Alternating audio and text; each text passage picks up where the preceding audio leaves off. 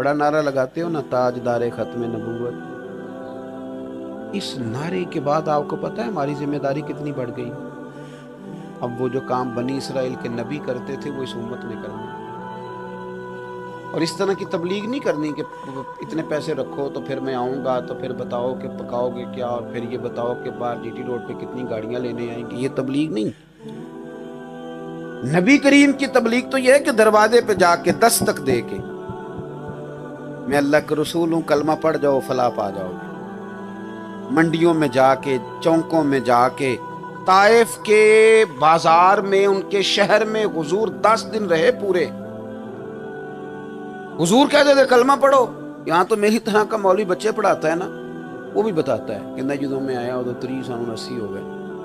मैं के कलमा ले किनू पे दसना, हुजूर नू दसांगे कब्र जाके, सोने कुछ कीता है थोड़ा, और अगर कबूल हो गया तो बात बन गई। बताने की क्या जरूरत है, किसको बताना, ये छोड़ दे। यानी महफिल कराने वाला भी कहता है जी वो अल्लाह का शुक्र है जी मेरी 35वीं सालाना है। तो मैं कहता हूँ क्यों बताता है तू, छोड़ इसको। ये तेरा और रसूल पाक का राज है, क़यामत में खुलेगा तो मजा आएगा। मैं उन लोगों को मेहमान खुसूसी महफिलों का मानता हूँ जो महफिल से पहले झाड़ू दे के दरियाँ बिछाते हैं, वो खास में जो इश्तिहार लगाते हैं। मैं तो आगे जाके जुलूस की क़यादत करता हूँ, जो झंडे लगाते हैं, जो सफाइयाँ करते हैं, जो बाजार सजाते हैं, जो ड्यूटियाँ करते हैं, वो खास मेहमान हैं, वो नौकरी वाले लोग हैं। खुदा के बंदो, इखलास, दीन की मदद।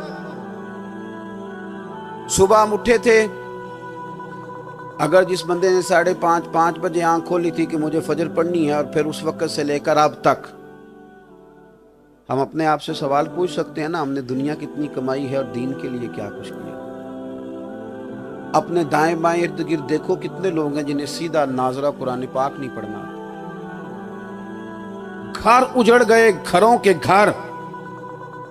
अब्बा जी ने बेटी की शादी से 4 महीने पहले फर्नीचर का ऑर्डर दे दिया, बेटे की शादी से पहले 4 महीने जेवर का ऑर्डर किया, बहू को डालना है। शेरवानी भी 1.5 माह पहले दे दी सिलवाने को, लेकिन उन्हें पाकी पलीदी के, तलाक के, निकाह के मसाइल नहीं बताए। शादी के बाद 2-4 साल के बाद लड़ाई हुई। बाज़ औक़ात मसला पूछने लोग आते हैं तो दिल मुंह को आता है।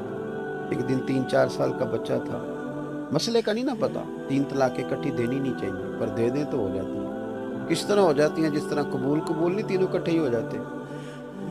ये भी रट्टा है। हर बंदे कहते किस तरह, मैं क्यों उसी तरह जिस तरह कबूल इकट्ठे हो गए थे ना, इसी तरह तलाक़ें भी 3 दें तो इकट्ठी हो जाती। लेकिन तरीका क्या है, एक तलाक दे दें, भेज दें, फिर 1 माह के बाद दूसरी दें, ताकि आपको गुंजाइश मिले। 3 के बाद गुंजाइश नहीं, सोचने समझने का वक्त खत्म। अब वो छोटा बच्चा है, अब्बा ने गुस्से में तलाक दे दी। अगर उसे मसले का पता होता तो यूं ना करता। लड़ाई हो ही जाती है, गुस्सा आ गया।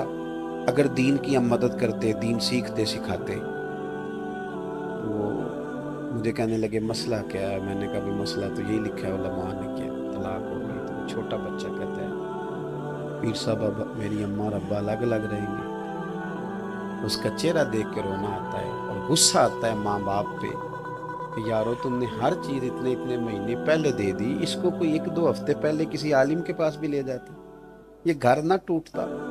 ये बेटियां बाप के होते हुए यतीमों की जिंदगी गुजारेंगी किसी के दरवाजे। सिर्फ ये कि हमने दीन नहीं सीखा, सिर्फ ये कि हमने दीन नहीं सिखाया।